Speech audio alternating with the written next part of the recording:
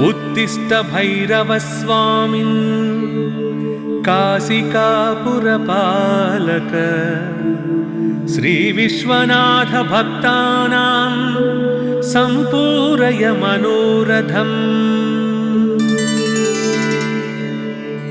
स्नानाय गाङ्गसलिलेधसमर्चनाय विश्वेश्वरस्य बहुभक्तजनावुपेताः श्रीकालभैरवलसन्ति भवन्निदेशम्। उत्तिष्ठ दर्शय दशां तव सुप्रभातम्। यागव्रतादि बहुपुण्यवशं यथा त्वं पापात्मनामपि तथा सुगतिप्रदासी। कारुण्यपूरमयि शैलसुता सपत्नीम् आतर्भगीरथसुते तव सुप्रभातम्।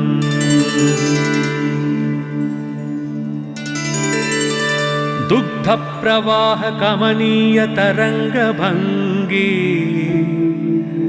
पुण्यप्रवाह परिपाधित भक्तसंगे।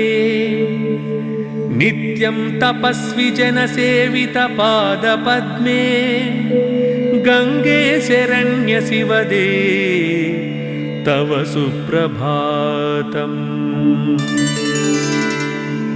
वाराणसी स्थित गजानन दुण्ठिराज सम्प्रार्थितेष्ट फलदान समर्थमूर्ते।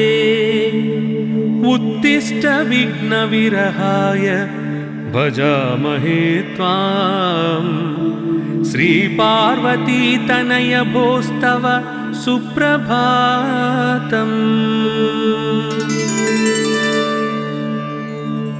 पूजास्पद प्रथममेव सुरेषु मध्ये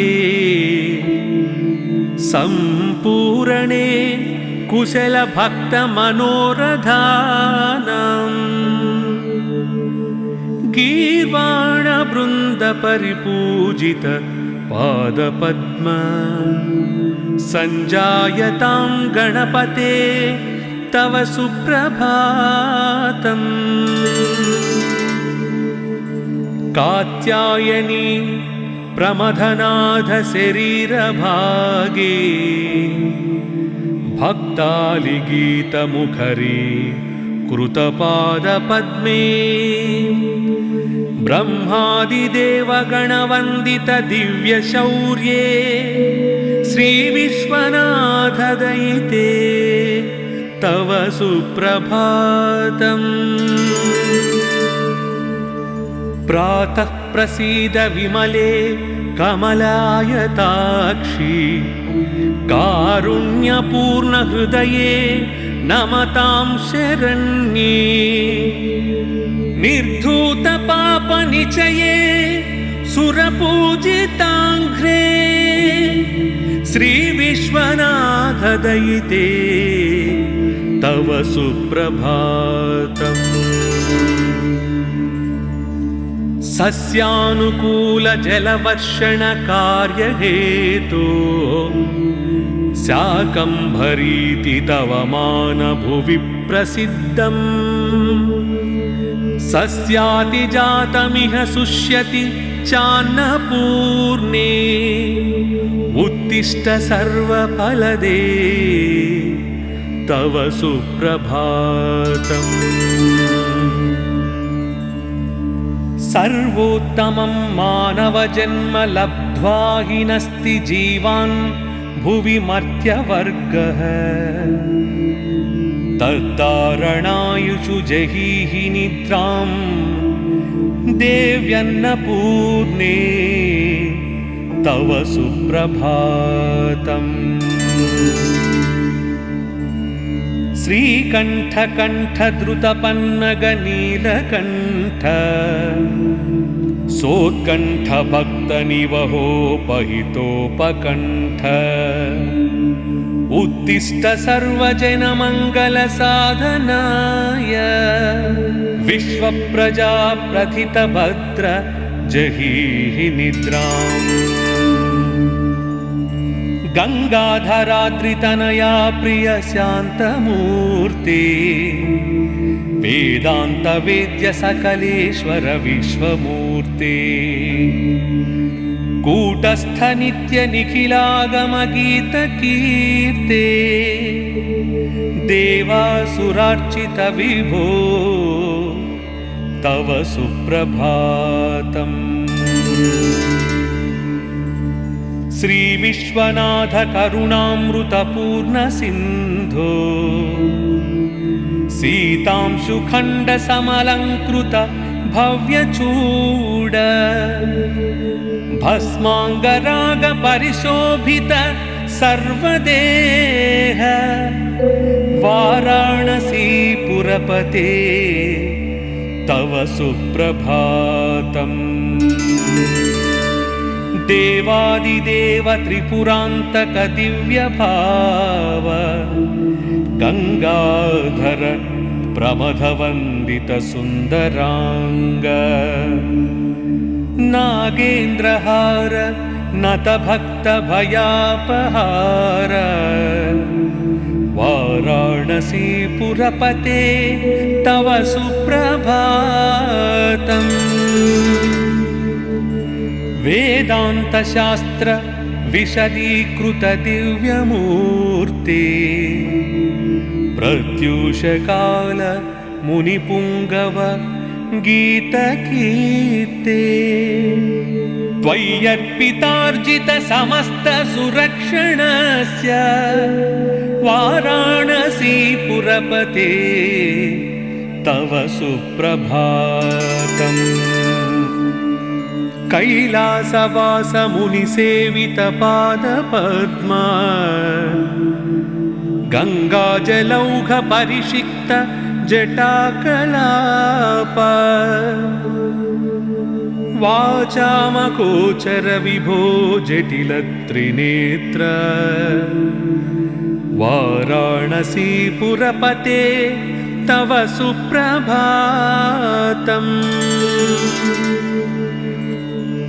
श्री पार्वती हृदय वल्लभ पंचवक्त्र श्रीनीलकंठ नृकपालकलापमाला श्री विश्वनाथ मृदु पंकज मंजुपाद श्री काशिकापुरपते तव सुप्रभातम् काशी त्रितापहरणी शिवसत्मभूता शर्मेश्वरी त्रिजगतां सुपुरीषु हृद्या विद्याकलासु नवकौशलदानशीला श्रीकाशिकापुरपते तव सुप्रभातम् श्री विश्वनाथ तव पादयुगं स्मरामि गंगा मघापहरणीं शिरसा नमामि वाचन्तवैव यशसा नघभूषयामि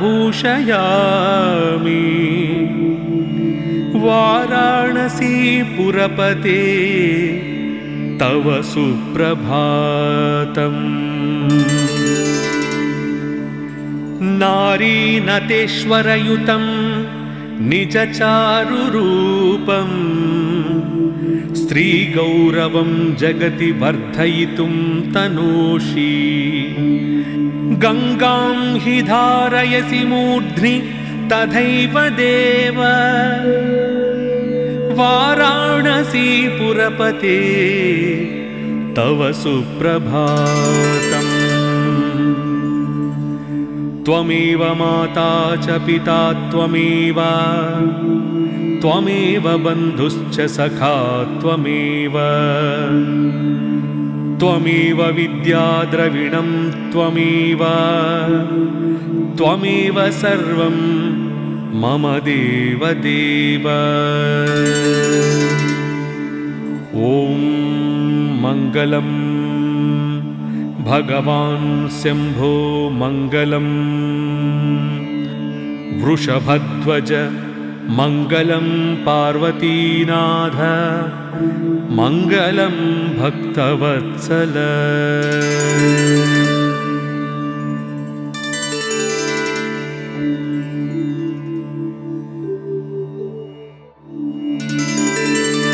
उत्तिष्ठ भैरवस्वामिन् काशिकापुरपालक श्रीविश्वनाथ भक्तानां सम्पूरय मनोरथम्। स्नानाय गाङ्गसलिलेध समर्चनाय विश्वेश्वरस्य बहुभक्तजनावुपेताः श्रीकालभैरवलसन्ति भवन्निदेशम्। उत्तिष्ठ दर्शय दशां तव सुप्रभातम्। यागव्रतादि बहुपुण्यवशं यथा त्वम् पापात्मनामपि तथा सुगतिप्रदासी।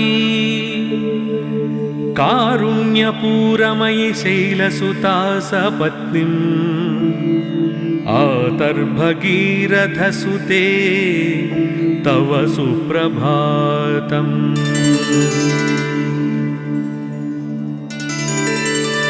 दुग्धप्रवाहकमनीयतरङ्गभङ्गी पुण्यप्रवाह परिपाधित भक्तसङ्गे नित्यं तपस्वी जनसेवित पादपद्मे गङ्गे शरण्य शिवदे तव सुप्रभातम्।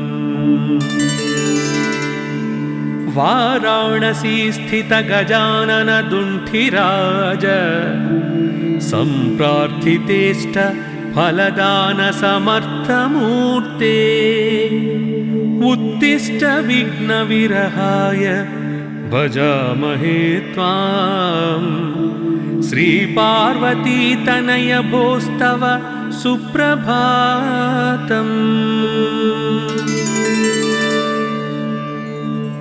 पूजास्पद प्रथममेव सुरेषु मध्ये सम्पूरणे कुशल भक्त मनोरथानाम्। गीर्वाण वृन्द परिपूजित पादपद्म संजायतां गणपते तव सुप्रभातम्। कात्यायनी प्रमथनाथ शरीरभागे भक्तालिगीतमुखरी कृतपादपद्मे ब्रह्मादिदेवगणवन्दित दिव्यशौर्ये श्रीविश्वनाथ दयिते तव सुप्रभातम्। प्रातः प्रसीद विमले कमलायताक्षी कारुण्यपूर्ण हृदये नमतां शरण्ये। निर्धूत पाप निचये सुरपूजिताङ्घ्रे श्रीविश्वनाथ दयिते तव सुप्रभातम्। सस्यानुकूल जलवर्षण कार्यहेतो शाकम्भरीति तव मानभुवि प्रसिद्धम्। सस्यातिजातमिह शुष्यति चान्नपूर्णे उत्तिष्ठ सर्वफलदे तव सुप्रभातम्। सर्वोत्तमं मानवजन्म लब्ध्वा हि नस्ति जीवान् भुवि मर्त्यवर्गः।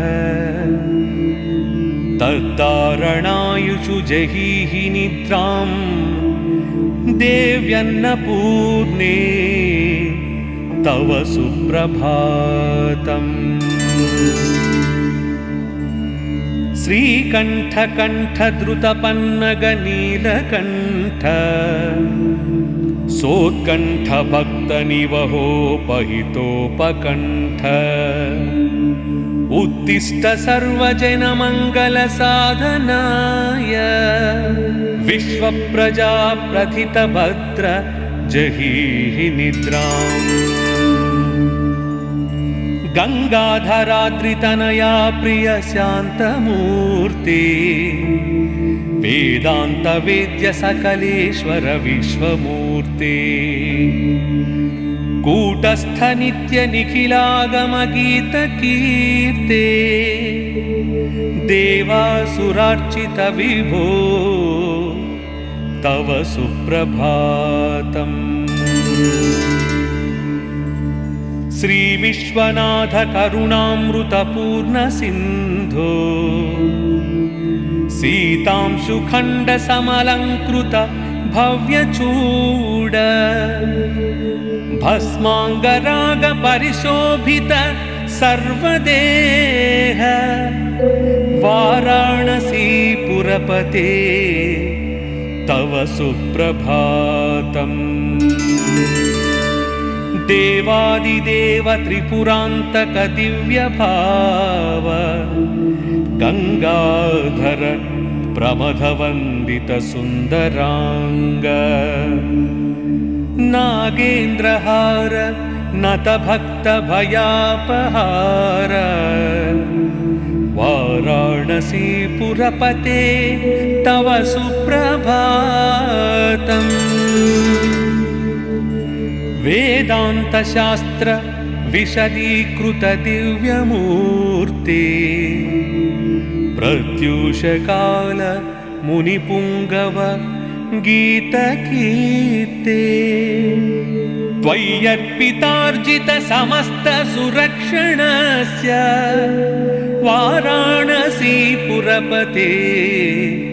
तव सुप्रभातम्। कैलासवास मुनिसेवित पादपद्मा गंगाजलौघ परिषिक्त जटाकलाप वाचामगोचर विभो जटिल त्रिनेत्र वाराणसीपुरपते तव सुप्रभातम्।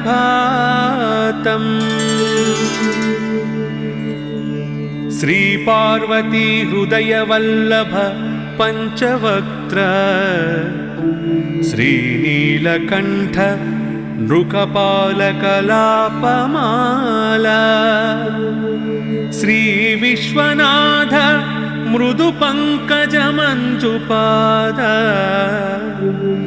श्री काशिकापुरपते तव सुप्रभातम्।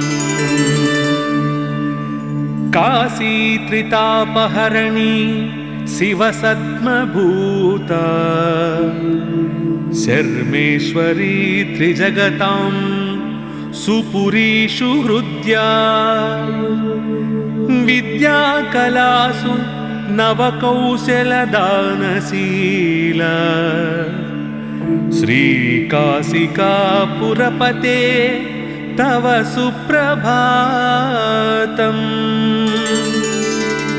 श्री विश्वनाथ तव पादयुगं स्मरामि गंगा मघापहरणीं शिरसा नमामि। वाचन्तवैव यशसा नघभूषयामि वाराणसीपुरपते तव सुप्रभातम्। नारीनतेश्वरयुतं निजचारुरूपं स्त्रीगौरवं जगति वर्धयितुं तनोषि गंगां हि धारयसि मूर्ध्नि तथैव देव वाराणसीपुरपते तव सुप्रभातम्। त्वमेव माता च पिता त्वमेव त्वमेव बन्धुश्च सखा त्वमेव त्वमेव विद्या द्रविणं त्वमेव त्वमेव सर्वं मम देव देव। ॐ मङ्गलं भगवान् शम्भो मङ्गलं वृषभध्वज मङ्गलं पार्वतीनाथ मङ्गलं भक्तवत्सल।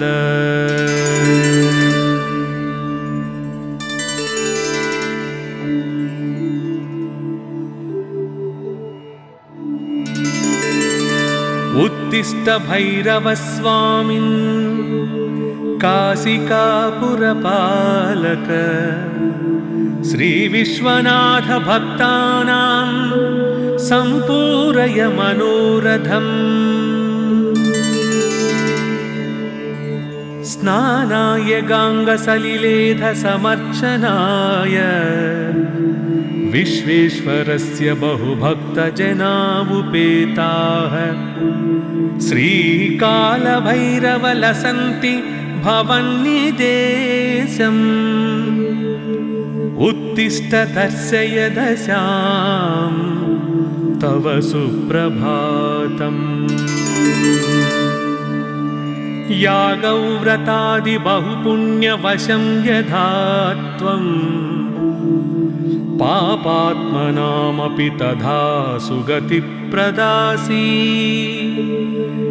कारुण्यपूरमयि शैलसुता सपत्नीम् आतर्भगीरथसुते तव सुप्रभातम्।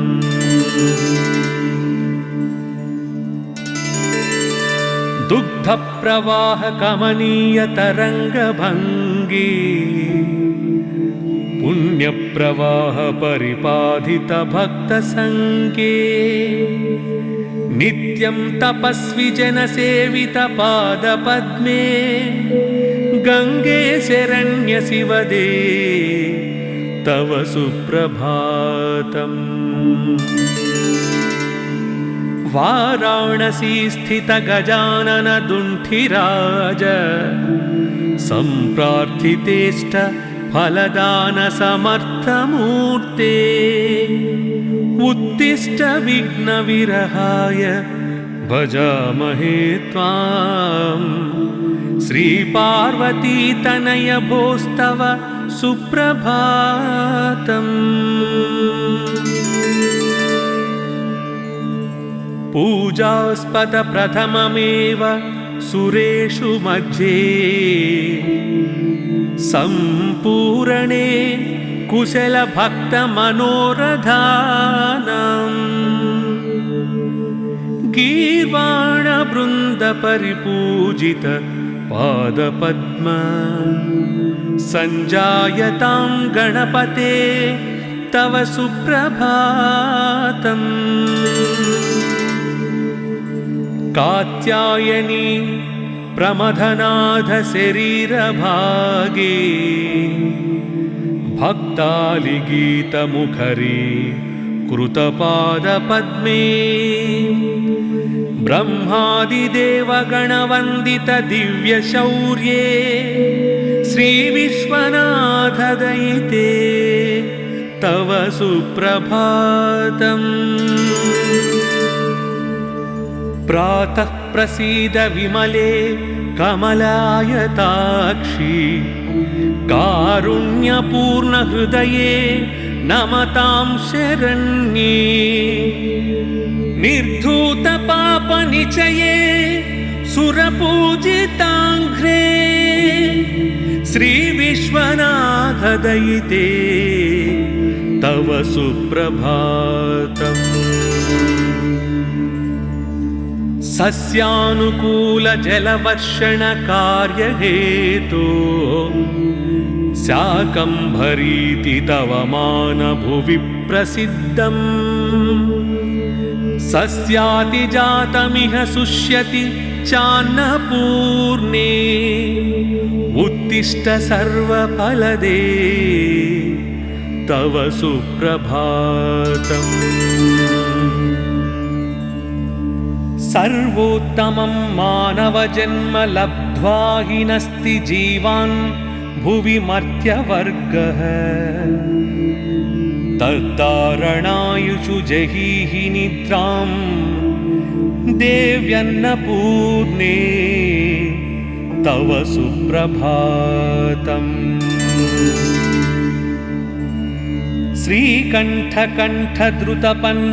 श्रीकण्ठकण्ठद्रुतपन्नगनीलकण्ठ सोत्कण्ठभक्तनिवहोपहितोपकण्ठ उत्तिष्ठ सर्वजनमङ्गलसाधनाय विश्वप्रजाप्रथितभद्र जहीहि निद्राम्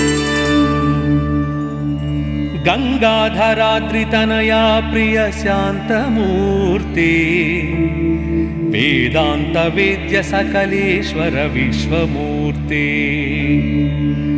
कूटस्थ नित्य निखिलागम गीत कीर्ते देवासुरार्चित विभो तव सुप्रभातम् श्री विश्वनाथ करुणामृतपूर्ण सिंधो सीतांशुखंड समलंकृत भव्यचूड भस्मांगराग परिशोभित सर्वदेह वाराणसी पुरपते तव सुप्रभातम् देवादिदेव त्रिपुरान्तक दिव्यभाव गंगाधर प्रमथवन्दित सुन्दरांग नागेन्द्रहार नत भक्त भयापहार वाराणसी पुरपते तव सुप्रभातम् वेदांत शास्त्र विशदीकृत दिव्यमूर्ते प्रत्यूष काल मुनिपुंगव गीतकीर्ते त्वय्यर्पितार्जित समस्त सुरक्षणस्य वाराणसी पुरपते तव सुप्रभातम् कैलासवास मुनिसेवित पादपद्मा गंगाजलौघ परिषिक्त जटाकलाप वाचामगोचर विभो जटिल त्रिनेत्र वाराणसी पुरपते तव सुप्रभातम्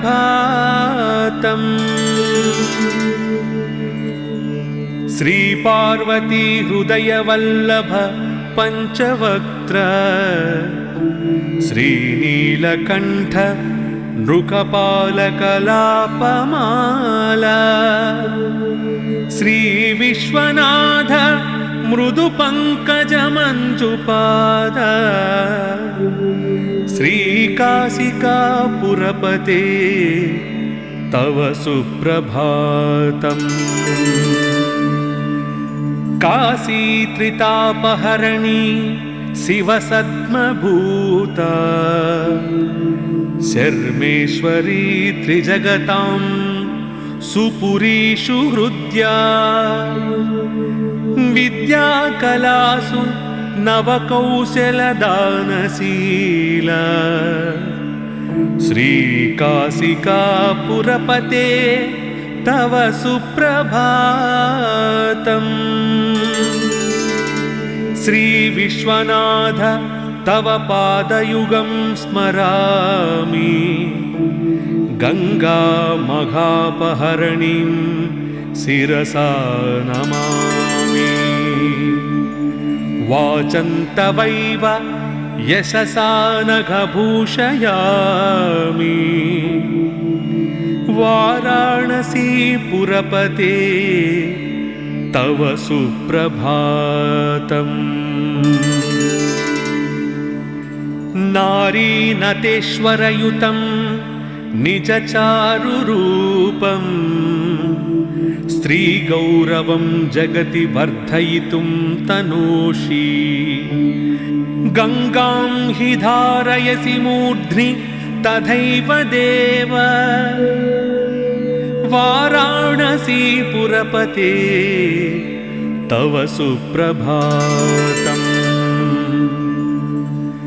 त्वमेव माता च पिता त्वमेव, त्वमेव बन्धुश्च सखा त्वमेव, त्वमेव विद्याद्रविणं त्वमेव, त्वमेव सर्वं मम देवदेव। ॐ मङ्गलं भगवान् शम्भो मङ्गलं वृषभध्वज मङ्गलं पार्वतीनाथ मङ्गलं भक्तवत्सल।